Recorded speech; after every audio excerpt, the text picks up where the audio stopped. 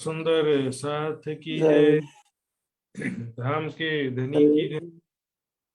हरे प्रणाम जी। सुंदर आइए सुंदर साथ जी चर्चा शुरू करते हैं।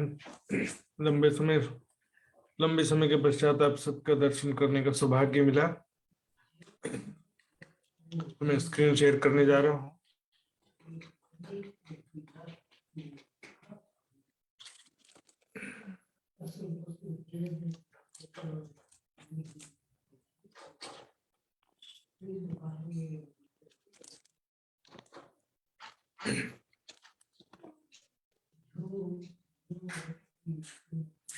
वंदो सतगुरु चरण को करूं सप्रेम प्रणाम। शुभ हरण मंगल करण धनी देव चंद्र जी नाम।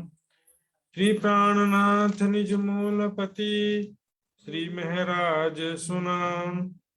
तेज कुंवरी श्यामा युगल को पल पल करूं प्रणाम, पल पल करूं।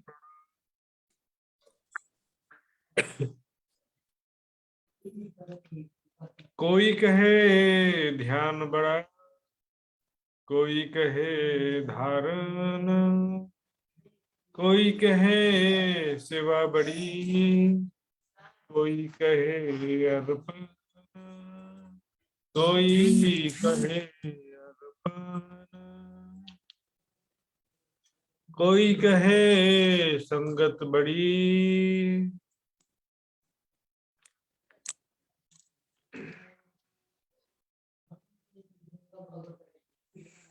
कोई कहे संगत बड़ी, वे परवर अक्षराती धाम के धनी। इस प्रकरण में सारे संसार में जो धार्मिक खेचम खेच चल रहा है, ज्ञान के विषय में, व्यवहार और साधना पद्धति के विषय में, हर एक विषय में मतभेद रहता है।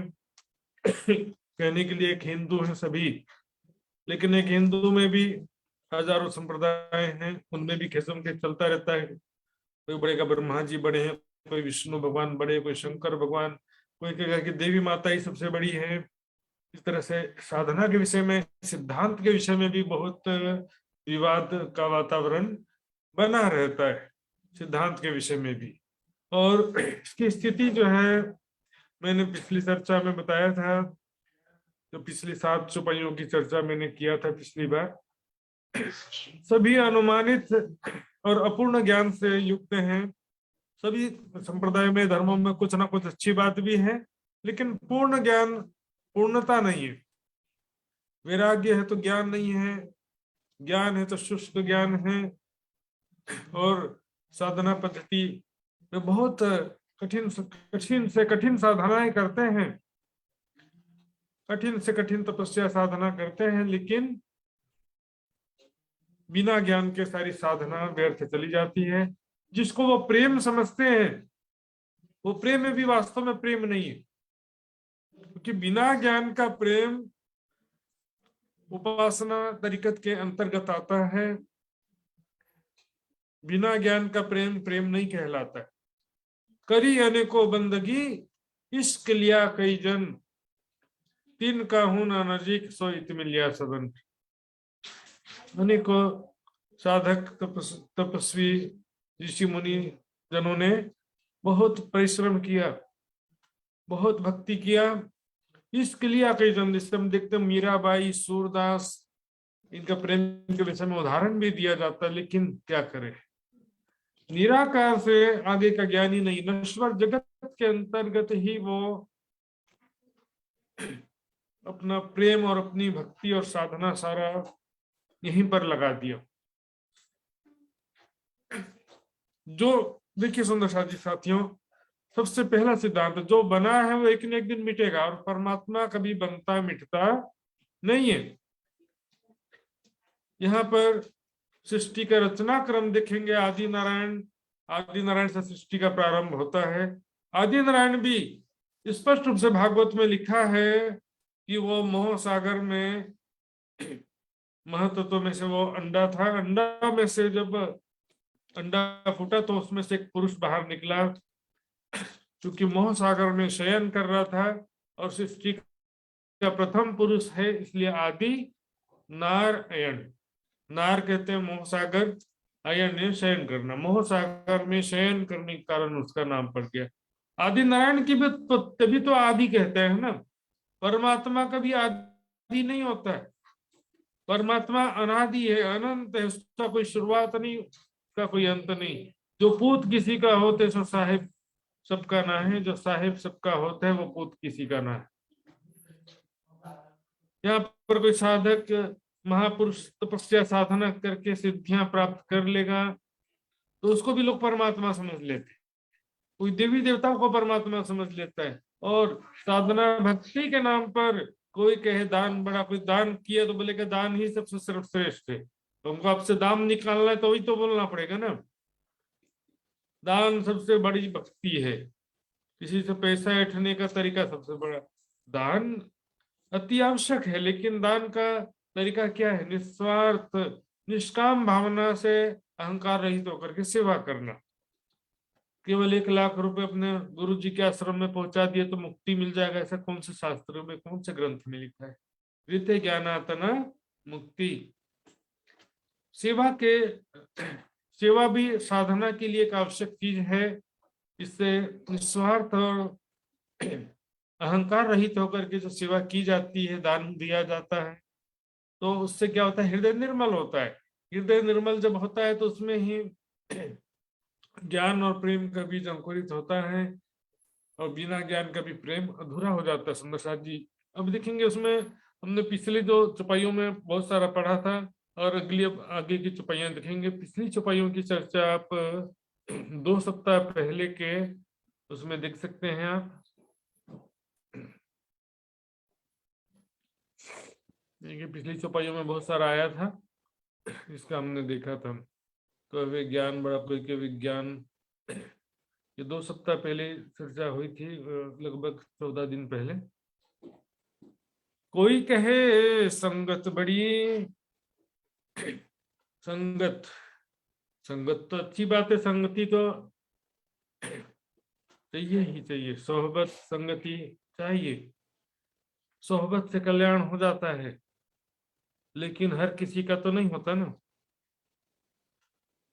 बरसात तो गिरना चाहिए, बरसात के बिना खेती कैसी होगी?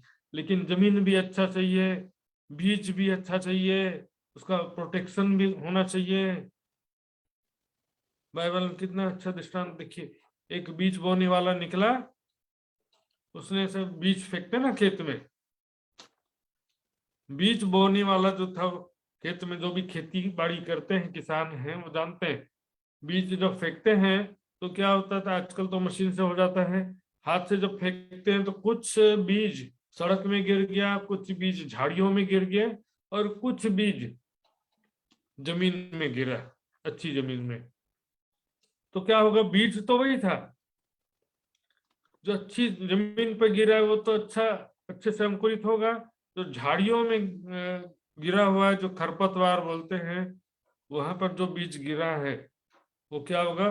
थोड़ा सा उगेगा जरूर, लेकिन आजू बाजू में जो झाड़ियां हैं उनको खराब कर देंगी, सारा पौष्टिकता वही ले जाएंगी, और मेन वृक्ष को कुछ नहीं मिलेगा, खरपतवार है बाजू में जो दूसरे तीसरे चौथे, मेन जो टारगेट है उसको कुछ नहीं मिल पाएगा। और जो सड़क में गिरा था वो तो चिड़िया चुग गई, उसको चिड़िया चुग जाती तुरंत ही। संगति बहुत आवश्यक है, लेकिन संगति से ही मात्र कल्याण हो जाएगा ऐसा नहीं है, आवश्यक चीज है संगति। सत्संगति से आदमी अच्छा हो जाता है, कुसंगति से बिगड़ जाता है, लेकिन सत्संगति भी हर किसी को अच्छा नहीं बना पाती। हमारे अंदर भी कुछ ऐसा होना चाहिए, वैराग्य होना चाहिए, सदगुरु की खोज, सत्य ज्ञान की खोज होनी चाहिए। खोज बड़ी संसार, तुम खोजो रे साधो, खोज बड़ी संसार, खोजत खोजत सदगुरु पाइए, सदगुरु संग भरतार। कोई कहे बड़ा दास, अगला चरण क्या है? दास। बस दास से भक्ति करो, हनुमान जी के समान या दूसरे कोई भक्तजन के समान दास से भक्ति करो, ऐसा भी कहते हैं। दास्य में एक चीज है शरणागति। दास्य भाव में जो प्रेम होगा वो भी दास्य के समान होगा, वो बैकुंठ। क्योंकि देखिए जब आत्मा परमात्मा का दिव्य अनादि संबंध और परम धाम के मूल संबंध की जो बात आती है, संबंध मूल को मैं तो पाव फल छोड़ी न जाए, तो वहां पर दास्य भक्ति का कोई स्थान नहीं है। लेकिन संसार में क्या होता है कि मुझे कृपया करके मुझे मुक्त कर दो, मुझे बैकुंठ प्रदान कर दो, मुझे स्वर्ग प्रदान कर दो।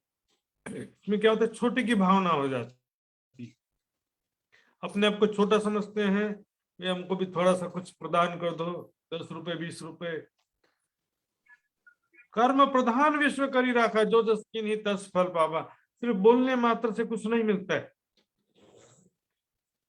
परिश्रम करना पड़ता है। कर्म प्रधान संसार, बिना कर्म किए फल नहीं मिलता। मात्र प्रार्थना करते रहिए, हे भगवान मेरी इच्छा पूरी कर दो, दुख दूर कर दो। केवल प्रार्थना करने से यदि सब धनवान होते तो लक्ष्मी जी का पूजा करने वाले सारे हिंदू धनवान हो जाते, और जो लक्ष्मी जी का पूजा नहीं करते हैं ऐसे मुसलमान ईसाई सब गरीब हो जाना चाहिए था। तो ये कर्म प्रधान है। यहाँ पर आप दास से भक्ति जो है वो शरणागति के लिए ही मुख्य कही जाती है, लेकिन शरणागति जो है वो तो आवश्यक कहा गया है, दास से भक्ति अलग चीज है। शरणागति क्या है कि जो जानो त्यों रखो धनी तुम्हारी में, उसमें फिर सुख और दुख की बात नहीं रहती। सुख की चाहना, दुख से मुक्ति कर दो, सुख प्रदान कर दो, ऐसी कोई बात पर प्रार्थना हम परमात्मा से नहीं कर सकते। जो जानो त्यों रखो, पतिव्रता साधन। पत्नी, एक पतिव्रता स्त्री अपने पति से कभी भी इच्छा कामना नहीं करती है। जैसे रखो, कोई जो खाना दिया, जो कपड़ा दिया, उसमें सेटिस्फाई रहना, पति की सेवा करते हैं, उसके सिवा पति की सेवा करना, और उसके सिवा और कोई दिल में और कोई भी चाहना ना होना, तो ऐसी पतिव्रता साधन कहा गया। और इसी को ही गीता में अनन्य भक्ति कहा गया है, और भागवत में अव्यभिचारिणी भक्ति कहा गया है। अव्यभिचारिणी, एक परमात्मा की मात्र उपासना। एक साधे सब सदे, सब साधे सब जाए, जो तो सींचे मूल को फूले फले अघाए। जड़ में पानी देंगे सब जगह पानी पहुंच जाएगा। एक साधे सब सदे, एक परमात्मा की उपासना करने से सबकी उपासना हो जाती है। और एक को छोड़ करके दूसरे के पीछे भागते रहो, दूसरा तीसरा, चले इसने इच्छा पूरी नहीं किया तो इसको छोड़ो, दूसरे भगवान की पूजा करो, तीसरे की पूजा करो। हनुमान जी ने पूजा किया तो इच्छा पूरी नहीं हुई तो गणेश जी की करो, नहीं तो देवी माता की करो, नहीं भूत प्रेत की करो, नहीं दूसरे मजारों में चले जाओ। भटकते रहने वाली बात है, कुछ होने वाला नहीं। एक साधे सब सदे, सब साधे सब जाए, कोई भी काम ना है। शतपथ ब्राह्मण में कहा, आत्मेत्योपासित यो अन्य देवता उपासित सह न वेद था पशु भी एक सदेवाना। एक परमात्मा को छोड़कर जो अन्य देवी देवताओं की उपासना करता है वो विद्वानों के मध्य पशु के समान है। विद्वानों के समक्ष पशु, पशु को क्या कहते हैं हम, बिना बुद्धि वाला जानवर। पशु की बुद्धि नहीं होती। इसी तरह से मनुष्य में भी ऐसे जो मनुष्य जिनकी बुद्धि नहीं है, समझदारी नहीं है, ज्ञान नहीं है, वो भी पशु के समान कहा गया। भागवत में देखिए, गीता में देखिए, गीता के 7वें अध्याय में लिखा है, अल्प बुद्धि वाले मनुष्य संसारिक कामनाओं से युक्त होकर विभिन्न देवी देवताओं की पूजा करते हैं। अल्प बुद्धि वाला लिख दिया, जो संसारिक कामनाओं के लिए देवी देवताओं की पूजा करते हैं। और जब आत्म कल्याण की कामना है, आत्म कल्याण का लक्ष्य है, तो देवी देवता को पूजा का कोई काम ही नहीं रहता उसमें। एक परमात्मा के सिवा किसी के पूजा का बात ही नहीं है, क्योंकि परमात्मा के बिना मुक्ति हो सकती नहीं है। भागवत में भी लिखा है, जो लकड़ी, पत्थर और धातु के बना हुए मूर्ति पे देव बुद्धि रखता है, जल में तीर्थ बुद्धि रखता है, और ज्ञानियों में पूज्य बुद्धि नहीं रखता है वो, और शरीर में जो आत्म बुद्धि रखता है वो ज्ञानियों के मध्य गधे के समान, गोखर गधा करके लिखा। सुंदर जी, ज्ञान से समझ करके देखा देखी नहीं कि भीड़ के पीछे भीड़ चली जा रही है, इतनी भीड़ है, वहां इतनी भीड़ है। भीड़ से कोई फायदा नहीं है, भीड़ के पीछे चलने में कोई फायदा नहीं है। मनुष्य का मतलब ही वो है कि जो ज्ञान का विचार करे, हम कौन है, कहाँ से आए हैं, संसार क्या है, सारा इसका विचार करना चाहिए। कोई कहे विवेक बड़ा, कोई कहे विश्वास, वेरी सुंदर शाह जी, कोई कहे विवेक बड़ा।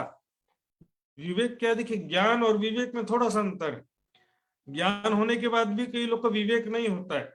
ज्ञान होने के बाद उसका जो आत्मबल है थोड़ा कंट्रोल होना चाहिए, विवेक होना चाहिए कि ये वस्तु नुकसानदायक है, ये सत्य है, ये असत्य है, तो इसका काम क्यों करे। फिर जो सत्य परमात्मा उसी की उपासना करें। फिर जो स्वयं देवी देवता माया में फंसे हुए हैं, जन्म मृत्यु के चक्र में फंसे हुए हैं, उसके चक्कर में क्यों हम पड़े। रामायण में लिखा है, बड़े भाग मानुष तन पावा, सुर दुर्लभ सब ग्रंथन गावा। देवताओं को भी दुर्लभ है। विवेक तो जरूरी चीज है, लेकिन मात्र विवेक से काम नहीं होगा, मात्र ज्ञान से भी काम नहीं होगा। आगे उसको आचरण में भी लाना होगा और उसका अपने आप को आत्म स्वरूप में देखना, शुद्ध आत्म स्वरूप की स्थिति प्राप्त करना, परमात्मा के प्रति हमारे हृदय में प्रेम उत्पन्न होना, ये सब चीजें और भी बाकी है। ये देखिए कोई खराब चीजें नहीं है, लेकिन इसी को ही सब सर्वस्व समझ लेना, ये प्रॉब्लम बस। लेकिन नहीं, बस विवेक बड़ा है, ज्ञान बड़ा है, ग्रंथों का अध्ययन करते रहो बस। कोई बोलेगा कर्म ही बड़ा है, भी सब चीजों का अपना अपने जगह महत्व है। सबका लिमिटेशन भी समझना जरूरी है और सबकी आवश्यकता भी समझनी जरूरी है। अब क्या होता है, कोई कहे विश्वास, बस परमात्मा पर विश्वास करो, गुरुजनों पर विश्वास करो। विश्वास के आगे लगा दो अंध, क्या हो गया, अंधविश्वास। विश्वास के नाम पर आजकल अंधविश्वास चल रहा है। पहले गुरुजनों पर विश्वास करो, परमात्मा पर विश्वास करो। विश्वास किस पे करना है, परमात्मा की पहचान होगी तब तो उसके विश्वास का मतलब है आंख मूंद करके किसी भी भगवान या किसी भी परमात्मा पर विश्वास करते रहो, या धर्म ग्रंथों और ब्रह्मवाणी तारतम वाणी के कथन पर विश्वास रखना है ना।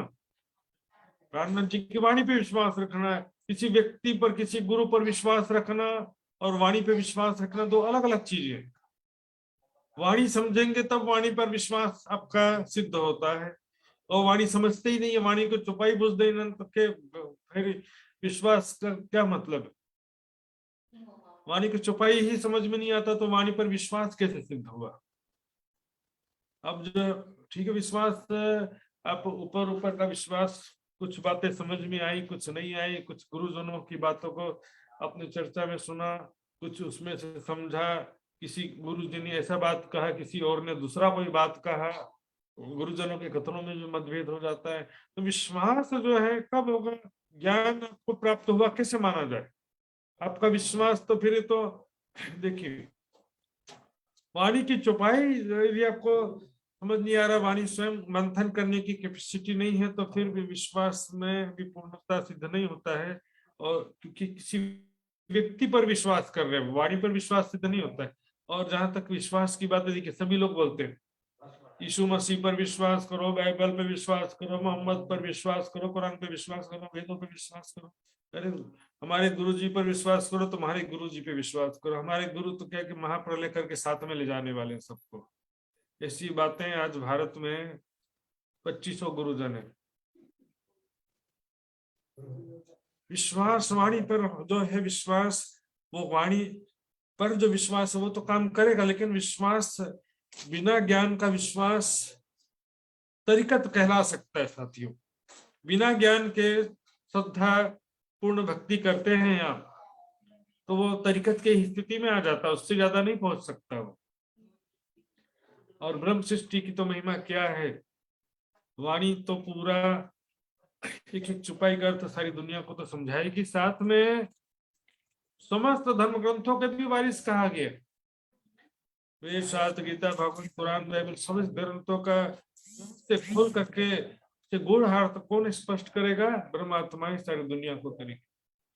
करने हयात सबन को देवे हकीलम बेशक, तो पहुंचे बक्का बीच भीष्ट के नूर नूर नजर तले हक। परमात्मा जिसको ज्ञान प्रदान करेंगी तो वो अखंड मोक्ष प्राप्त कर सकेगा।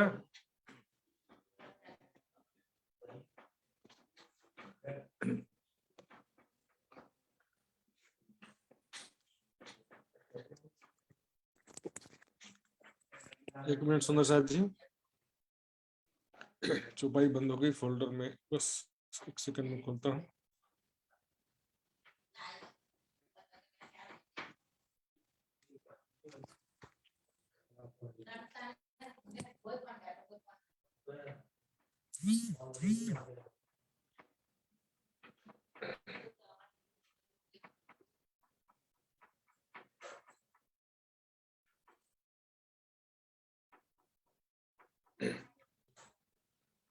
कोई कहे स्वांत बड़ी, कोई कहे तामस। देखिए सुंदर, स्वांत यानी कि सात्विक स्वभाव की बात चल रही है।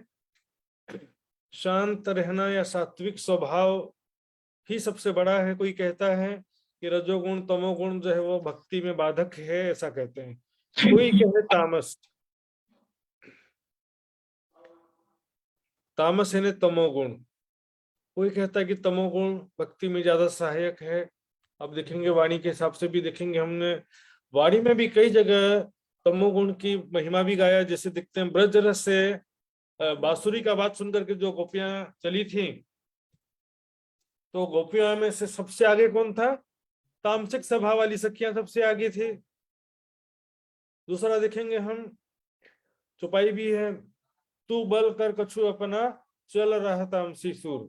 जागनी ब्रह्मांड में भी तामसी सुर यानी तामसी सखियों का उदाहरण देखते हुए प्रेरित कर रहे हैं। कछु बल कर तू अपना, चल रहा तामसी सुर। तामसी सखियों को योद्धा के समान कहा गया, उनके समान आत्मबल कर और उनके प्रेम और समर्पण के मार्ग पे चल। लेकिन यहाँ पर देखेंगे जागनी के ब्रह्मांड में भी जो हफ्सा में जो विरह हुआ था, हफ्सा में इंद्रावती को जो विरह हुआ था, वहां पे वो विरह तामस कहा गया, क्योंकि हफ्सा में जो विरह था वो कोई ध्यान की अवस्था का विरह नहीं था।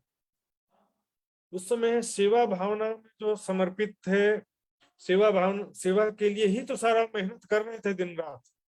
और उनको एक बिहारी जी की कृपा से झूठी चुगली की वजह से नजर कैद में जाना पड़ा। तो उनके मन में बहुत ज्यादा विरह हुआ कि आखिर मैंने क्या गलत किया था, मैं सुंदर साथ की सेवा ही तो कर रहा था। तो मुझसे बार बार इतना कष्ट मेरे ऊपर क्यों आता है? तो ये जो विरह था उसको विरह तामस कहा गया। पन्ना जी का अलग विरह देखिए। पन्ना जी में महामती जी और सभी सुंदर साथ दिन रात परम धाम की चर्चा, परम धाम का ध्यान, परम धाम का वर्णन करते हैं। दिन रात परम धाम का ही वाणी गायन करते हैं। तो उससे क्या होता है? ध्यान हमेशा सात्विक अवस्था में होता है। ध्यान के लिए तमोगुण में, क्योंकि ब्रज में जो गोपियां थी उन्होंने कोई ध्यान नहीं किया था। उनकी भक्ति को नवधा से परे क्यों कहा गया था? क्योंकि उन्होंने न चर्चा सुना, न चर्चा सुना, न सेवा किया, न साधना किया। तो वो उन्होंने न ध्यान किया, न कोई भक्ति जब तब कुछ भी नहीं किया था। श्रवणम कीर्तनम अर्चनम विष्णु स्मरणम पाद सेवनम दास्यम सख्यम अर्चनम आत्मनिवेदनम, ये नवधा जो भक्ति कहा गया है उसमें से कुछ भी नहीं किया था उन्होंने। लेकिन इसलिए उनको नवधा से परे कहा गया। नवधा से न्यारा कहियो, चौदह भवन में ना है, सो प्रेम कहाँ से पाइए, जो बसत गोपियन में है। प्रेम कहाँ से प्राप्त करेंगे जो गोपियों में था? लेकिन ये जागनिक ब्रह्मांड है। जागनिक के ब्रह्मांड में सब करना पड़ता है, जिसमें से एक आध दो बस हैं जो नहीं करना है, बाकी सारे हम भी करते ही हैं, करना ही पड़ता है। श्रवणम चर्चा श्रवण करना, कीर्तनम कीर्तन गायन करना, कीर्तन श्रवण करना, अर्चनम विष्णु स्मरण की जगह परमात्मा राज्य का स्मरण करना, और सख्यम दास्यम, सख्यम दास्य नहीं करते हैं, सखा नहीं, सखी भाव का है बस। लेकिन सबसे लास्ट जो है आत्मनिवेदनम, वो ध्यान को ही आत्मनिवेदन कहा गया। जब आत्म दृष्टि जुड़ी पर आत्म, तब भयो आत्म निवेद्य। तो जागने के ब्रह्मांड में क्या है कि ध्यान हमारा जो है वो ध्यान जो चितवनीय करते हैं, ध्यान करते हैं। इसलिए ध्यान में हमेशा सात्विक स्वभाव जरूरी है। सेवा समर्पण में तामसिक स्वभाव ज्यादा फायदा करता। माया को छोड़ने के लिए सात्विक स्वभाव के क्या होता है, सात्विक सखियां कैसे हो गई, देरी कर दी निकलने में, और घर वालों ने दरवाजा बंद कर दिया, शरीर छूट करके प्राण निकला, मछली के जैसे तड़प तड़प करके निकला। ढील करी जो स्वांतस्यो आए अंग पहुंचे ना है, देरी कर दिया निकलने में। तो सात्विक स्वभाव जो है वो ध्यान में सहायक है, तामसिक स्वभाव सेवा समर्पण में सहायक है। तो तीनों गुणों का अपना अपना महत्व है, लेकिन किसी स्थिति में सात्विक स्वभाव को जरूरी और आवश्यक कहा जाता है, किसी स्थिति में तामसिक स्वभाव को जरूरी और आवश्यक कहा जाता है। इसमें हम कोई स्थिर सिद्धांत नहीं कर सकते हैं, दोनों की अपनी अपनी जगह में आवश्यकता होती है।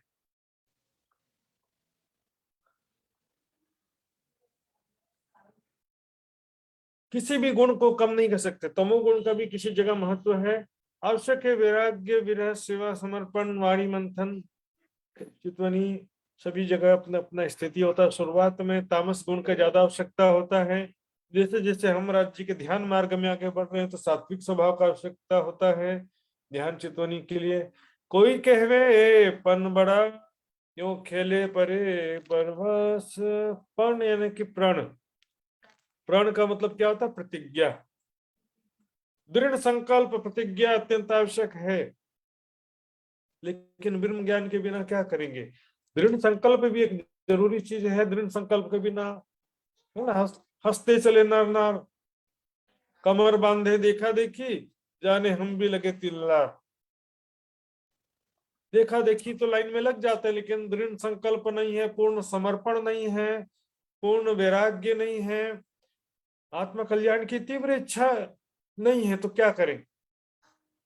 आत्म कल्याण की राज्य की तड़प जितने ज्यादा तेज होगी, जितना वैराग्य प्रबल होगा, उतना ज्यादा तेजी से आगे बढ़ेंगे, उतना, क्योंकि जितना वैराग्य होगा उतना सेवा समर्पण भी ज्यादा होगा, और सेवा समर्पण वैराग्य के बाद वाणी का ज्ञान भी तेजी से आपको प्राप्त हो जाएगा राज्य की मेहर से, और चितवनी का मार्ग भी, फिर इन तीनों की सहायता से चितवनी का मार्ग प्रशस्त हो जाएगा।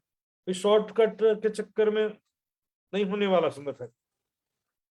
वाणी मंथन के बिना चितवनी का मार्ग प्रशस्त नहीं होता है, सेवा समर्पण और वैराग्य के बिना वाणी मंथन और चितवनी का मार्ग प्रशस्त नहीं होता है। अब बोलेंगे हमसे होता नहीं है, तो इसके लिए अभी हम कुछ नहीं कर सकते, क्यों नहीं होता है आप खुद देखिए।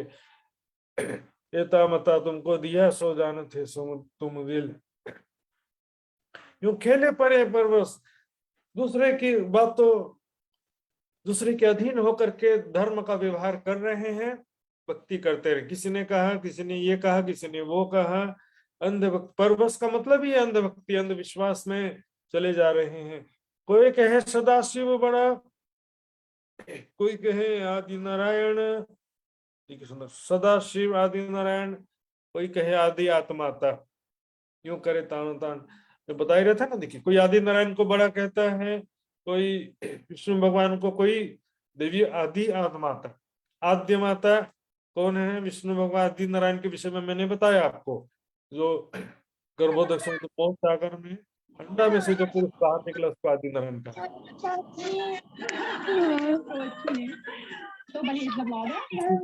रहेगी, देखिए विष्णु जी आपका ऑडियो चालू हो गया है। हेरन सोनी, विष्णु जी का ऑडियो बंद करिए। चलिए मैंने कर दिया।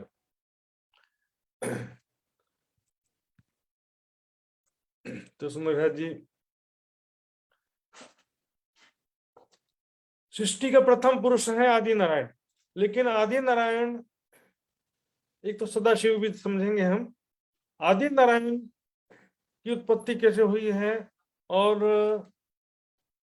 जो मोह सागर है वो क्या है। मोह तत्व कहा नींद को, वाणी में प्राणनाथ जी ने कहा, इससे ग्रंथों में महातत्व मोह तत्व कहा गया, उसको प्राणनाथ जी कहते हैं कि नींद का सागर है। और आदि नारायण जो है स्वापनिक रूप है किसका, अव्याकृत, जो अक्षर के मन स्वरूप है, अक्षर ब्रह्म के मन के स्वापनिक रूप है आदि नारायण। सपने के रूप में, सपने में अक्षर का मन स्वयं को आदि नारायण के रूप में देखते हैं। यहाँ पर क्या होता है कि जो मोह तत्व है उसको, वो एक स्वाप्निक चेतना शक्ति है, नींद, और उसी को ही महामाया या काल माया भी कहते हैं, उसी को कहते हैं। नींद को ही महामाया या आदि माया कहते हैं। काल माया, महामाया, महाशून्य, सब उसी के नाम है। तुम्हारी में छुपाई भी है। मोह, अज्ञान, भ्रमना, कर्म, काल और शून्य, ये नाम सारे नींद के निराकार निर्गुण। तो क्योंकि आदि नारायण या विष्णु भगवान से भी पहले की शक्ति है, महामाया, काल माया, महाशून्य, निराकार जिसे कहा गया, वो पहले से आई है। इसलिए उसी से ही आदि नारायण के अंदर में चेतना आती है, उसी से ही त्रिदेवों के अंदर में चेतना आती है, और वही सृष्टि के कण कण में वही स्वाप्निक चेतना शक्ति महामाया, काल माया, सृष्टि के कण कण में भी वही व्याप्त है। इसलिए देवी भागवत या देवी के जो मानने वाले हैं वो ब्रह्मा विष्णु महेश को परमात्मा नहीं मानते। विष्णु पुराण के मानने वाले विष्णु भगवान को परमात्मा कहेंगे, शिव पुराण को मानने वाले शिव भगवान, शंकर भगवान को परमात्मा कहेंगे। हालांकि जो वैदिक मान्यता के अनुसार शिव शब्द शंकर भगवान के लिए प्रयोग नहीं किया जाता है, शिव शब्द भी परमात्मा के लिए प्रयोग किया जाता है।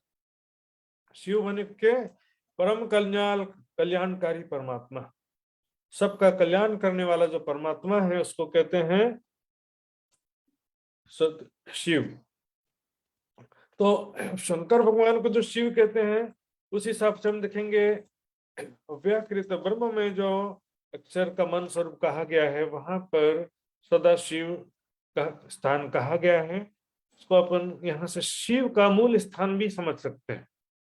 शिव ने शंकर भगवान को जो लक्ष्य लेते हुए शिव शब्द प्रयोग कर रहा है, उसकी बात है। क्योंकि देखेंगे ओम शब्द भी सर्वरक्षक परमात्मा को ओम कहा जाता है, लेकिन ओम शब्द आदि नारायण को भी कहा जाता है। ओम शब्द अव्याकृत ब्रह्म में भी जो पुरुष है उसको भी ओम कहा जाता है, प्रणव ब्रह्म कहा जाता है। तो यहाँ पर घुमा फिरा करके शिव की पहचान भी नहीं है, शंकर की पहचान, परमात्मा की पहचान नहीं होने से शब्द तो प्रयोग करते हैं, लेकिन वो उनका लक्ष्य जो है शंकर भगवान की तरफ ही चला जाता है। जैसे महाकाल तो बोलेंगे, लेकिन महाकाल किसके कहेंगे? शंकर भगवान को कहेंगे, क्योंकि शंकर भगवान का डिपार्टमेंट ही संहार करने का है। तो भाई वो महाकाल तो है जगत के, उनका डिपार्टमेंट दिया है, लेकिन वो भी सृष्टि के पहले से नहीं है।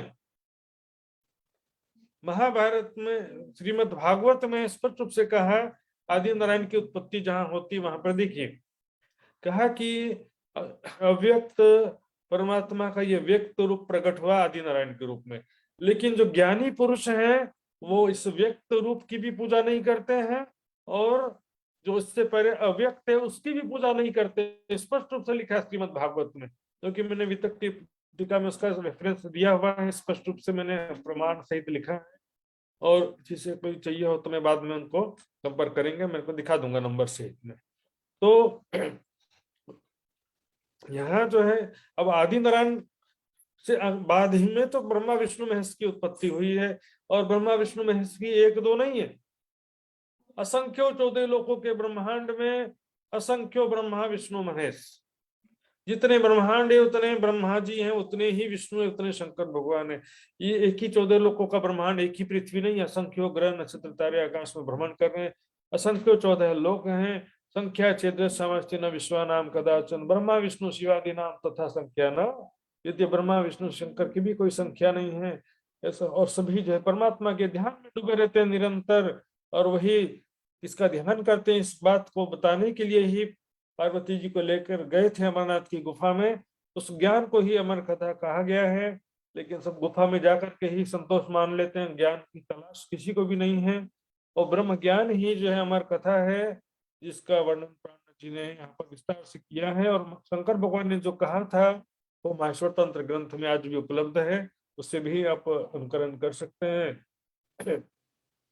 यो लरे तानो तान, कोई कहे आत्म बड़ी, कोई कहे पर आत्म, कोई कहता है कि आत्म बड़ी है, सबसे बड़ी है, कोई कहता है कि पर आत्म बड़ा है, लेकिन उनको ना आत्म का अर्थ मालूम है ना पर आत्म का अर्थ मालूम। देखिए आत्म पर आत्म का अर्थ ही नहीं मालूम। परात्म कहते हैं जो आत्मा का मूल तन है, लेकिन ग्रंथों की भाषा में जीव चेतना को ही आत्मा कहा गया है। अब जीव चेतना के हिसाब से इसका जो मूल उद्गम स्थान है उसको परात्म कह देते हैं। ये माया ब्रह्म सबलिक, ये त्रिगुण की परात्म। तो सबलिक ब्रह्म की भी तो पहचान नहीं है उनकी, क्योंकि सभी एक बीच का लिंक है मोह तत्व निराकार। स्वाप्निक चेतना शक्ति जो है, जिसको ब्रह्म सत्ता कहा गया है, जिसको काल माया महामाया कहा गया है, तो स्वाप्निक चेतना शक्ति ही समस्त जीवों के अंदर जीव चेतना के रूप में व्याप्त है।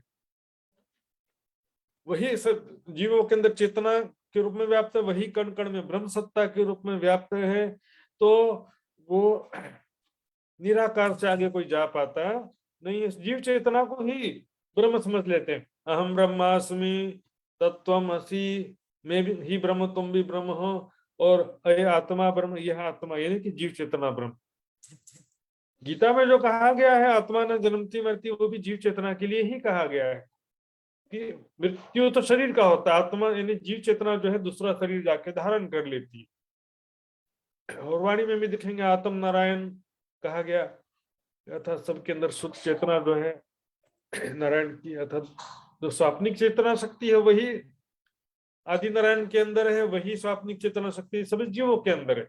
यदि आदि नारायण से लेंगे तो बोलेंगे कि आदि नारायण की चेतना या विष्णु भगवान की चेतना सबके अंदर है कहेंगे, और पीछे से जाएंगे तो निराकार मोह तत्व की चेतना है कहेंगे, और ऊपर जाएंगे तो सबलिक ब्रह्म से जो अक्षर के हृदय में जो सुमंगला शक्ति उत्पन्न हुई थी, वो सुमंगला शक्ति ही स्वप्न में स्वाप्निक चेतना शक्ति के रूप में आती है।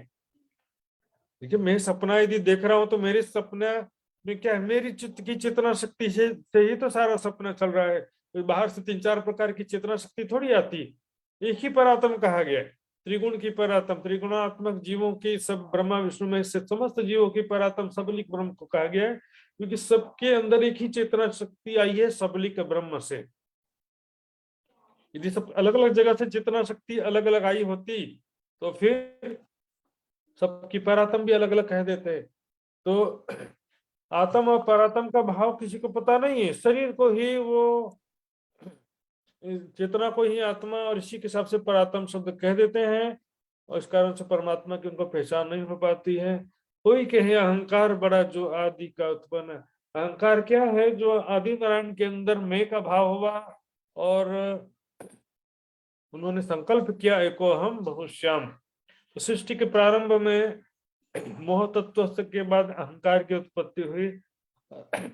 तो उस अहंकार क्या है, ये अहंकार झूठा अहंकार है। स्वाप्निक में अपने मूल स्वरूप को भूल करके स्वाप्निक तन के प्रति मैं की भावना होती है, तो वो तो झूठा आदि का उत्पन्न है, अनादिकाल से नहीं है। ये स्वाप्निक में को पकड़ रखे, अपने मूल स्वरूप की मैं पहचान ही नहीं है, तो परात्म की मैं कहाँ से आएगी। कोई कहे सकल व्यापी देखता सब ब्रह्म, कोई कहता है कि सकल सारे संसार में कण कण में जो व्याप्त है वही ब्रह्म है।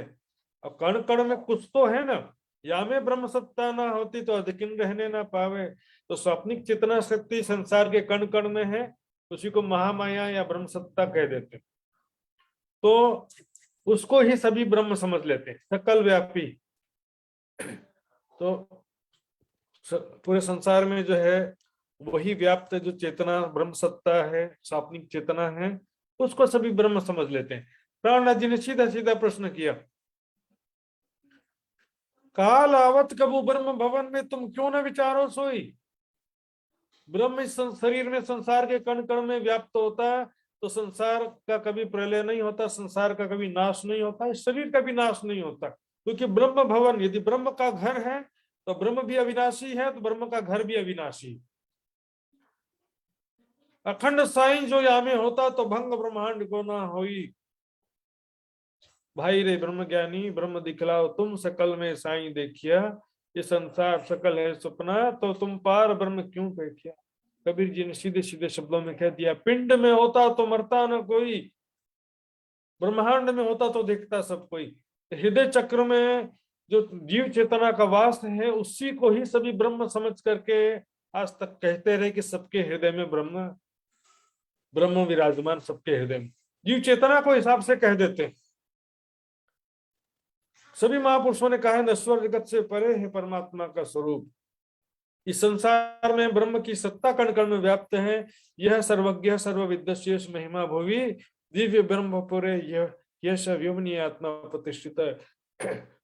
जी, ज्ञान के बिना सारी साधना, सारी भक्ति, सारा जीवन व्यर्थ चला जा रहा है। ये प्राणनाथ जी की दिव्य वाणी है। सारा समस्त धर्म ग्रंथों का सार यहाँ पर वर्णन किया गया है। खीर नीर का निवेरा, माया ब्रह्म का निवेरा, एकदम एक एक बात स्पष्ट कर दिया है। कोई कहे शून्य बड़ी, कोई कहे निरंजन। अब देखिए, शून्य, निरंजन, निर्गुण, कोई कहे निर्गुण बड़ा, यूं लड़े वेद वचन। वेदों का ही सब रेफरेंस देते हैं, लेकिन अब शब्द देखिए सबका देखेंगे तो भाव एक ही है, लेकिन थोड़ा थोड़ा अंतर है। शून्य का मतलब सृष्टि के प्रारंभ में क्या होता, स्वाप्निक चेतना शक्ति कैसी होती स्थिति, जैसे मुझे नींद आ गया लेकिन सपना स्टार्ट नहीं हुआ। अभी नींद आ चुका है मुझे, लेकिन सपना स्टार्ट नहीं हुआ है, तो इस स्थिति को साम्य अवस्था कहा गया, प्रकृति की साम्य अवस्था कहा गया है। तो इसको शून्य कह देते हैं। इसके अलावा देखेंगे निरंजन का मतलब क्या होता है, अवयव से रहित, पार्टिकल्स से रहित। और निराकार का मतलब है आकार से रहित। लेकिन ये शब्द बेसिकली वेदों में भी नहीं है, ये अपने इसका जो व्याख्या में ऐसा कहा गया। वेदों में परमात्मा को कोई निराकार नहीं कहा गया। वेदामेतम पुरुषम महांतम आदित्य वर्ण तमस परस्तात् तमे विदित्वाति मृत्यु में तीना अन्य पंथ विद्युते न। उस महान पुरुष को मैं जानता हूं जिसे, जो कि आदित्य वर्ण उगते हुए सूर्य के समान वर्ण वाला है, प्रकृति के अंधकार से परे है, उसे जानकर ही मृत्यु से बचा जा सकता है। तो यहाँ पर जब निराकार है तो महान पुरुष क्यों कह रहे हैं? गीता में उत्तम पुरुष कह रहे हैं, यहाँ महान पुरुष कह रहे हैं। और वेदों का एक और कथन देखिए, तमे विद्वान न विभाय मृत्युरात्मनम धीरम अजरम युवानम। उस धीर अजर युवा स्वरूप परमात्मा को जानकर विद्वान पुरुष मृत्यु से नहीं डरते। अब देखिए इसमें शब्द देखिए, धीरम धैर्यवान, अजर बुढ़ापे से रहित। यदि निराकार है तो बुढ़ापे से रहित कहने की भी क्या आवश्यकता है? और युवा नित्य तरुण युवा स्वरूप क्यों कह रहे हैं? अब क्या करते हैं, अनुमान लगा लगा के अर्थ बदल देते हैं। पहले युवा स्वरूप का मतलब शक्तिमान ज्ञानवान है। भैया युवा का यहाँ पर पूरा परिभाषा अनुमान के आधार पर सब चलाए जा रहे हैं। इसी तरह से उपनिषद का एक कथन है, न तत्र सूर्यो भाति न चंद्रम तारकम। वहां तत्र का मतलब वहां होता है, वहां न सूर्य का प्रकाश है न चंद्रमा का प्रकाश है, न तारों का प्रकाश है, बल्कि ब्रह्म के प्रकाश से सारा ब्रह्म धाम प्रकाशित हो रहा है। अब शब्द है तत्र, लेकिन अर्थ करने वाले क्या तत्र, यानी कि वह प्रकाश न सूर्य के जैसा है, न चंद्रमा का जैसा है, न तारों के जैसा है। वह की बात है। तत्र का अर्थ संस्कृत में क्या होता है, गूगल में सर्च कर लो। तत्र का मतलब होता है वहां, वहां न सूर्य का प्रकाश है, तो वहां उनको तो मानते ही नहीं, सब यही मानते हैं। फिर इस कारण क्या होता है, अनुमानित अर्थ से सारा गड़बड़ कर देते हैं। इसलिए सुंदर शाह जी, अनुमान के आधार पर सारी दुनिया चली जा रही है, और जिसको जितना ध्यान के द्वारा या ज्ञान के द्वारा जितना भी अनुभव हुआ है उसी को ही सब सत्य समझ रहे हैं। इसलिए कहते हैं, कोई कहे आकार बड़ा, कोई कहे निराकार, कोई कहे तेज बड़ा यो लहरे लिए विकार। आकार है ना, कोई महापुरुष या देवी देवता साकार स्वरूप देवी देवता या महापुरुष को परमात्मा समझ लेते हैं। कोई कहे निराकार, नहीं परमात्मा शरीरधारी नहीं हो सकता है, परमात्मा जो है वो निराकार होता है। परमात्मा देवी देवता भी नहीं है, परमात्मा कोई महापुरुष भी नहीं है, परमा विष्णु महेश भी नहीं, वो तो निराकार कण कण में व्याप्त है, मैं भी ब्रह्म तुम भी ब्रह्म। कोई कहे तेज बड़ा, जो हृदय चक्र में जो ध्यान के द्वारा जीव चेतना का दर्शन होता है प्रकाशमय स्वरूप में, उसको ही तेज को परमात्मा समझ लेते हैं। सुंदर साथ जी कि आकार जो है और निराकार के विषय में क्या कहा गया, शंकराचार्य जी ने कहा साकारस्य विनाशो अस्ति निराकारस्य शून्यत्वा।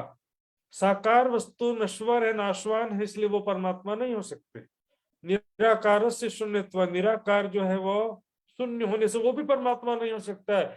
चा वस्तु तद उभय पक्ष विभिन्न वस्तु ज्ञान मोक्ष, इन दोनों से भिन्न तीसरा कोई है, तीसरी वो परम तत्व है, वो उसको जानकर ही मोक्ष प्राप्त किया जा सकता है। तो साकार सभी ने कहा पिंड ब्रह्मांड दो से न्यारा कहे कबीर सोई साईं हमारा। शरीर और संसार से परे कहा गया, अक्षर अक्षर से परे उत्तम पुरुष गीता में कहा गया, कृष्ण के शरीर को ही उत्तम पुरुष बना दिए। उत्तम पुरुषत्व अन्य कहा गया, तो कृष्ण जी के अंदर कौन सी शक्ति बैठ के बोल रही है, और वो कृष्ण जी का शरीर तो तीर लगा और वहीं छूट गया, बैकुंठ भी नहीं गया वो शरीर। बैकुंठ में तो उसके अंदर जो विष्णु का जीव था वो बैकुंठ गया।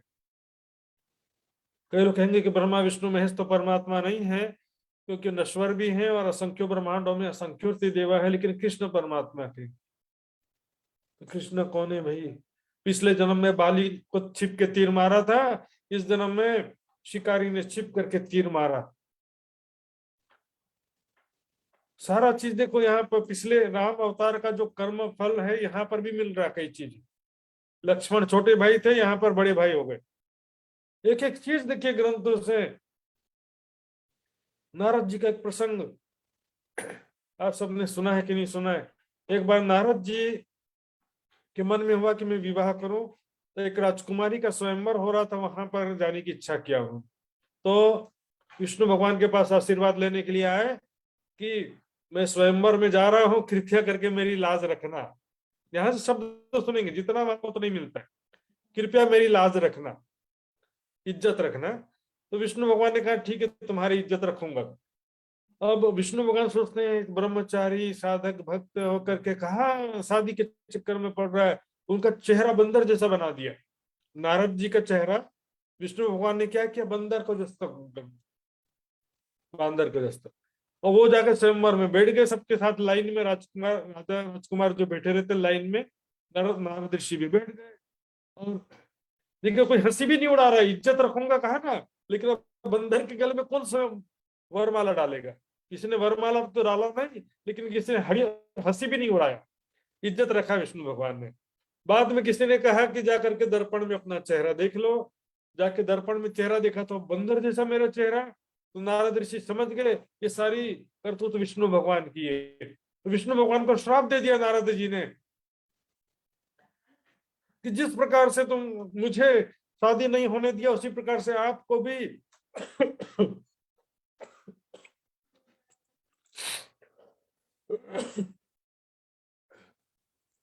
उस प्रकार से आपको भी पत्नी का वियोग सहन करना पड़ेगा, जो सीता का वियोग सहन करना पड़ा ना 14 साल तक। फिर कहा जिस बंदर के चेहरा मेरा बनाया, उसी बंदरों की सहायता से आप अपनी पत्नी को प्राप्त कर सकोगे। इस तरह से नारद जी का श्राप जो दिया था विष्णु भगवान, विचार करने की बात है। देखिए साकार और शुद्ध साकार में अंतर है। प्राणनाथ जी ने जो वर्णन किया है शुद्ध साकार दिव्य साकार, यहाँ के जैसे 5 तत्वों का स्वरूप नहीं है, वहां पर सदैव किशोर स्वरूप रहता है और प्रेम और आनंद की वो दुनिया है। नस नाड़ियों से रहित त्रिगुणातीत सदैव नूरमय स्वरूप वाले परब्रह्म अक्षरातीत कहे गए हैं। और परम धाम में उसके विषय में विस्तृत व्याख्या दूसरे किसी चर्चा में किया भी गया है, और आगे आवश्यकता होगी तो करेंगे भी परम धाम के विषय में। तो साकार निराकार से परे परमात्मा का स्वरूप शुद्ध साकार दिव्य स्वरूप कहा गया है, इस वाणी में प्राणनाथ जी ने बताया है। लेकिन फिर भी कोई कहता है साकार बड़ा, देवी देवता बड़े हैं, कोई कहेगा निराकार बड़ा है। तो इस प्रकार से सभी आपस में वाद विवाद चलता रहता, सभी धर्माचार्यों के बीच में। कोई कहे पार ब्रह्म बड़ा, कोई कहे पुरुषोत्तम, यो वेद के वाद अंधकार करे लड़ाई धर्म। शब्द तो सब देखिए, पार ब्रह्म शब्द भी परमात्मा के लिए प्रयोग होता है, पुरुषोत्तम शब्द भी परमात्मा के लिए प्रयोग होता है, लेकिन पुरुषोत्तम बोलने वाले क्या बोलेंगे?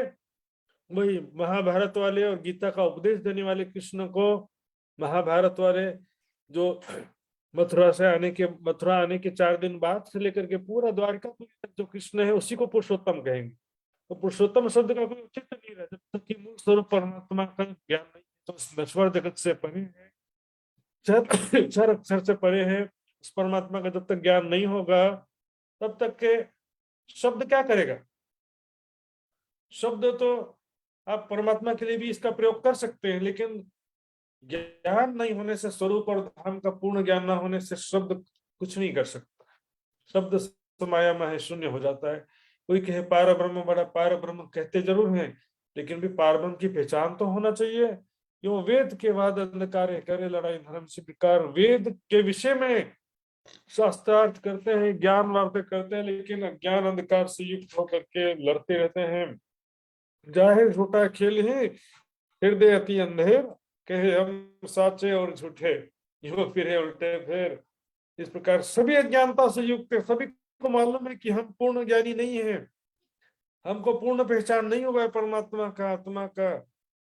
सब अनुमान के आधार पर चले जा रहे हैं। चार अंधे के समान से वो हाथी के विषय में सूंड को सांप के समान कह रहा, हाथी को सूंड का अनुभव किया, किसी ने पैर का अनुभव किया, किसी ने उनके पूंछ का अनुभव किया, किसी ने पीठ का अनुभव किया। अपूर्ण अनुभव और अपूर्ण ज्ञान के आधार पर कहेंगे हम साचे और झूठे। मेरी हाँ का कोई ना नहीं कर सका और मेरी ना को कोई हाँ नहीं कर सका। क्या करे? पब्लिक जो है, श्रोतागण है, वो इतने समझदार और ज्ञानवान नहीं है। हमारे सामने 4 दुकान है, एक ही सामान बेचने वाले 4 दुकान, 4 मिठाई की दुकान है। तो हम मिठाई किस दुकान से खरीदेंगे? देखेंगे जो ज्यादा बड़ा बड़ा दुकान है, बड़ा बहुत सारे 50 प्रकार की वैरायटी है, और दुकान के थोड़ा बाहर ही लेकर के आ जाए मिठाई, तो और बोलेंगे कि इसके पास बहुत ज्यादा माल है। तो बड़ा दुकान दिख करके, आकर्षक दुकान दिख करके हम मिठाई खरीदते हैं।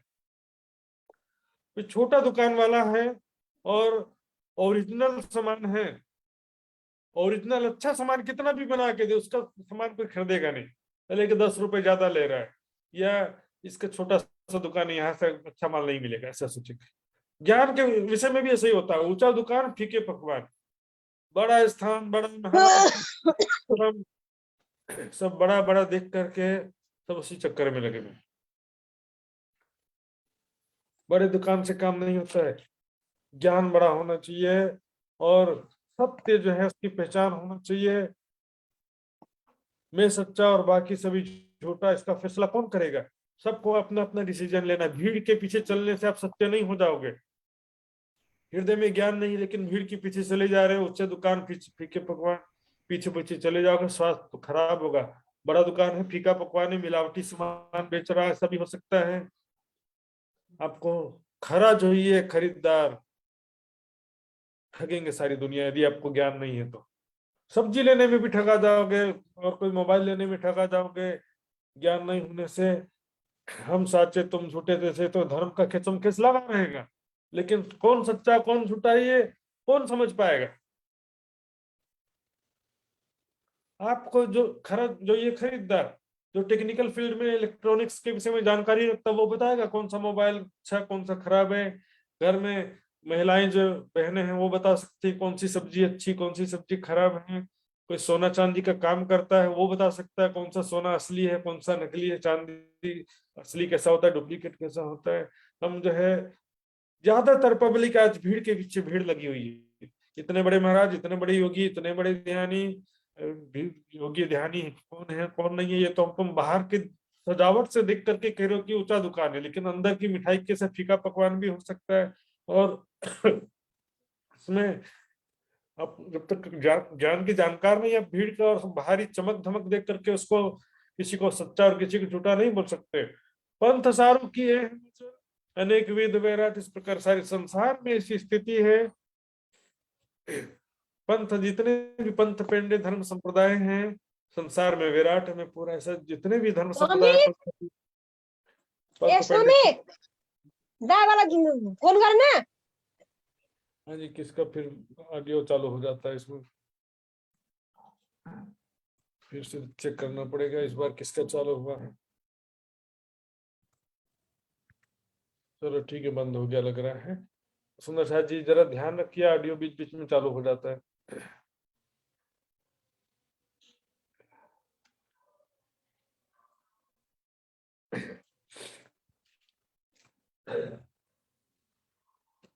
कोई हेम गले अग्नि जले, कोई भैरव करवतले। ज्ञान नहीं है, वैराग्य भी ऐसा है, बहुत वैराग्य है, बहुत साधना भक्ति तपस्या करते हैं, लेकिन साधना भी कैसी हो जाती है, तामसिक तप हो जाता है। तामसिक तप में व्यर्थ का शारीरिक परिश्रम कष्ट सहन करते हैं, अपने प्राण गंवा देते हैं। भैरव करवतले, भैरव झाप खाते पहाड़ में चढ़कर भैरव देवता का नाम लेकर कूद जाते हैं, आरे से शरीर को तिल तिल करके कटा देते हैं, सब व्यर्थ में अपनी जान भी दे देते हैं। तामसिक तप क्या है, हाथ ऊपर करके रखे हुए हैं, बोले कभी नीचे ही नहीं करते हैं, कभी बैठते ही नहीं, खड़े ही रहते हैं हमेशा झूले के सहारे से, खड़े ही रहते हैं। बोले हमारे महाराज जी हमें कभी बैठते नहीं है, पैर हाथी पगा हो गया, हाथी पैर जैसा फूल गया, सूज गया, वो शरीर को व्यर्थ में कष्ट दे रहे हैं। तामसिक तप नुकसानदायक है, फायदा भी नहीं होता है। सात्विक तप, गीता में 3 प्रकार का तप कहा गया। सात्विक तप क्या है,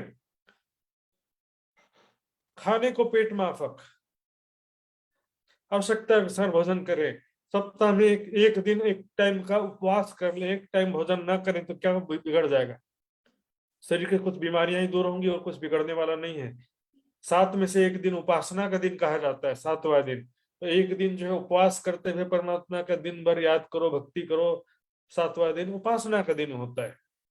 तो इस तरह से सात्विक तप जो है फायदेमंद होता है, नहीं तो व्यर्थ में मेहनत करे जा रहे हैं, न परमात्मा की पहचान है, न अपने आत्मा की पहचान है, न ही उनको उनके स्वरूप और धर्म लीलाओं की पहचान है, बिना ज्ञान के और व्यर्थ में मेहनत करे जा रहे हैं। तो इसमें क्या होता है कि एक तो बिना ज्ञान के भक्ति है यदि, तो भी 2 कैटेगरी होता है। बिना ज्ञान के सारा कर्मकांड भी नहीं होता है, लेकिन सच्चे दिल से भक्ति करते हैं, भले परमात्मा के स्वरूप की पहचान नहीं है, तो भी सच्चे दिल से जो भक्ति करते हैं वो उपासना कांड यानी तरीकत के अंतर्गत आ जाता है। कर्म कांड, उपासना कांड, शरीयत तरीकत, एक लेवल ऊपर हो जाता है। लेकिन इतनी साधना भक्ति करने के बाद में को साधना भक्ति व्यर्थ तो नहीं जाती है, लेकिन साधना करते हुए कष्ट सहते हुए जन्म जन्मांतर व्यतीत हो जाते हैं, फल की प्राप्ति नहीं हो पाती। जो वांछित फल है अखंड मोक्ष, जन्म मृत्यु के चक्र से छुटकारा, परमात्मा के साक्षात्कार, ब्रह्म साक्षात्कार नहीं हो पाता है। भेक जुदे जुदे खेल हैं, जाने खेल अखंड। इस तरह से सभी धर्म समुदाय वाले अलग अलग वेशभूषा बनाए हुए हैं और समझते हैं कि ये सारा संसार अनादिकाल से अनंत काल तक रहेगा। प्रकृति सूक्ष्म परमाणु के रूप में हमेशा ये संसार बना रहता है, ऐसा समझ लेते हैं। जाने खेल अखंड, स्वप्न स्थूल परमाणु कौन सा, सूक्ष्म परमाणु को, दोनों स्वप्न के रूप में, और महाप्रलय में न साकार रहता है न निराकार रहता है। महाप्रलय में प्रकृति महाप्रलय हो रहे सरगुण न निर्गुण, न सगुण रहता है न निर्गुण रहता, न साकार रहता है न निराकार रहता है। महाप्रलय होने के पश्चात जो है दोनों ही नहीं रहते हैं। तो यहाँ पर यही बात कर रहे हैं, संसार को यह देखिए सामान्य व्यक्ति की बात नहीं चल रही, जो साधक की बात चल रही है, जो कठिन साधनाएं करते हैं, ऐसे लोग भी संसार को अखंड समझते हैं, प्रकृति को अखंड अविनाशी समझते हैं, सूक्ष्म परमाणु के रूप में। देखिए नींद स्वाप्निक चेतना शक्ति से ये संसार दृश्य प्रपंच दृष्टिगोचर होने लगता है सपने के समान। जो वस्तु बनी है उसको उसका नाश हुआ कहा जाता है, सपना का नाश हो गया ऐसा नहीं कहा जाता। स्वप्न के समान ये दृश्य प्रपंच,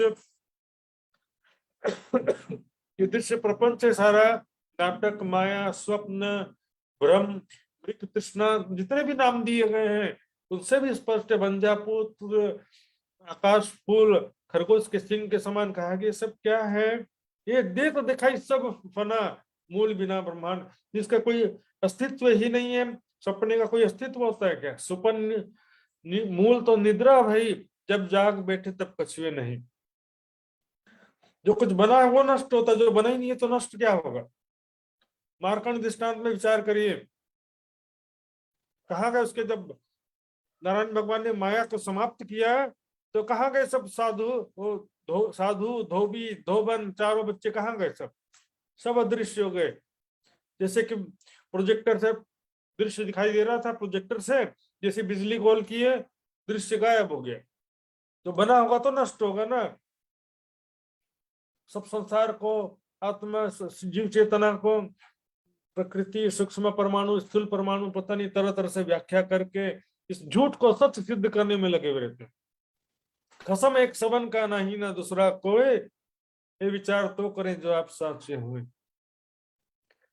कई प्रकार का दृष्टांत भी दिया जाता है कि तिल में तेल है, दूध में घी है, उसके समान ही परमात्मा भी कण कण में व्याप्त है। दूध में घी तो होता है, लेकिन दूध में वो गाय नहीं होती जिसने दूध दिया। तिल में तेल होता है, लेकिन तिल में वो किसान नहीं होता है। घटदृष्टा घटादि भिन्न सर्वथा न घटो यदा, ये घड़े, घड़े को बनाने वाला कुम्हार घड़े के अंदर नहीं होता, घड़े के बाहर होता है। परमात्मा सबका एक है, जो नश्वर जगत से परे है, प्रकृति के अंधकार से परे है। ये विचार तो करे जो आप साचे हो। स्वप्न के स्वरूप है, सापनिक चेतना के रूप है। विचार जो स्वयं अखंड विनाशी होते तो अखंड विनाशी का विचार कर सकते थे ना। खेले सब बेसुध में कोई बोल काढ़े विशाल, उत्पन्न सारी मोह की सो हो जाए पंपार। बेसुधी में सब व्यक्ति धर्म का आचरण कर रहे हैं। वास्तव में जो धर्म का स्वरूप है वो भी माया का ही एक रूप है। मंदिरों में जाकर के भगवान इच्छा पूरी कर देना, जो भक्ति भी दिखावे कर रात भर भजन मंजिरा खनकाए जा रहे हैं, व्यर्थ में परिश्रम किए जा रहे हैं। हृदय में न वैराग्य है, न ज्ञान है, न सेवा समर्पण है, न भक्ति है।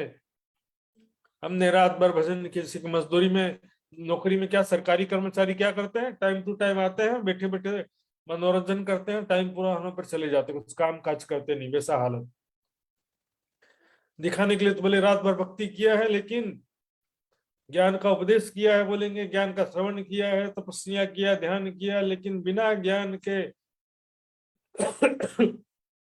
सो हो जाए पंपाल। बिना दिवाले लिखिए अनेक चित्रांकन। जिस प्रकार दीवाल में चित्र बनाते हैं ना, ये तो बिना दीवाल के चित्र बनाए जा रहे हैं, काल्पनिक चित्र बनाए जा रहे हैं, सभी कल्पना अनुमान जनित भक्ति किए जा रहे हैं। मैंने बताया था अनुमान के विषय में, 4 अंधे हाथी वाला तो दिया था, 2 डॉक्टर वाला दृष्टांत भी आता है इसमें। 2 डॉक्टर थे, दोनों के जॉइंट स्पेशलिस्ट, आर्थोपेडिक डॉक्टर थे। हार्ट का हड्डी टूट जाता ना उसके, अपनी बड़ाई कर रहे थे, मैं इतना बड़ा डॉक्टर हूँ। बोलेगा मैं बहुत बड़ा डॉक्टर हूँ, बहुत एक्सपीरियंस है मुझे। एक बार एक आदमी का हाथ टूट के अलग हो गया था, मैंने वापस जोड़ दिया।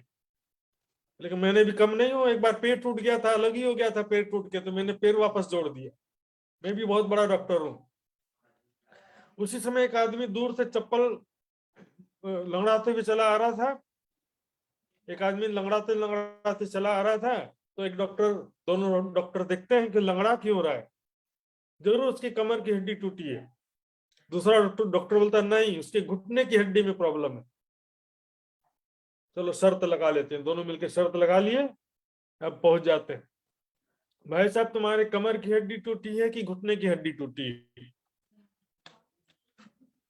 बोलता न कमर की टूटी है न घुटने की टूटी है, मेरी तो चप्पल टूटी है। चप्पल टूटी हुई है, लेकिन वो बोले कि घुटने की टूटी, कमर की। अनुमान जनित सभी लगे हुए, अनुमान के आधार पर सब ज्ञान का उपदेश किए जा रहे हैं। किसी को परमात्मा का ज्ञान नहीं है, ग्रंथों का रहस्य स्पष्ट नहीं है, परमात्मा का साक्षात्कार भी प्राप्त नहीं है। इस शरीर के हृदय चक्र, त्रिकुटी, भ्रिकुटी, दस्वेदार आदि स्थानों पर ध्यान करके जो अनुभव होता है, अनहद ध्वनि, साधो सबे जोगारम, अनहद अजपा सन उड़ो गड़ो चढ़ो पास में आखिर शून्य न छोड़ी किन सिद्ध सिद्धियां तंत्र मंत्र। और ठीक है, ध्यान के द्वारा भी जो सिद्धियां प्राप्त हुई है उससे भी क्या फर्क पड़ता है। योग दर्शन में स्पष्ट रूप से कहा गया है कि सिद्धियां भी परमात्मा के मार्ग में बाधक हैं, लेकिन लोग उस सिद्धियों को ही सब समझ लेते हैं। जो सिद्धियां कोई दिखा दिया तो उसको परमात्मा ही मान लेते हैं। सो क्यों पावे खुद को जाखो मूल मोह शून्य, जो कि मूल मोह तत्व शून्य निराकार से जिस जीवों की उत्पत्ति हुई है। देखिए स्पष्ट रूप से कहा, सब मोह तत्व स्वाप्निक चेतना से ही सभी जीवों के रूप में वो स्वाप्निक चेतना शक्ति व्याप्त है। इसलिए स्वाप्निक चेतना मोह तत्व शून्य निराकार को कोई पार कर पाता नहीं है। अनेक की उपजय विराट चराचर, अनेक कविता करने वाले हो गए, अनेकों उपदेश करने वाले, ग्रंथों की रचना बहुत सारा कर रखा है संसार में। छल मोहरे छल को खेलते हैं सत्य, छल के जीव माया को सत्य समझ करके खेलते हैं। यहाँ पर सामान्य जीव की बात नहीं, कोई भौतिकवादी जीव की बात नहीं है, यहाँ पर धार्मिक लोगों की बात है। ऐसे धार्मिक लोग, विभिन्न धर्माचार्य लोग क्या है, संसार को सत्य समझ करके संसार के अंदर के ही देवी देवता या साकार निराकार या कण कण में, पिंड में, ब्रह्मांड में जो चेतना व्याप्त है उसी को ही परमात्मा समझ करके भक्ति साधना करते रहते हैं।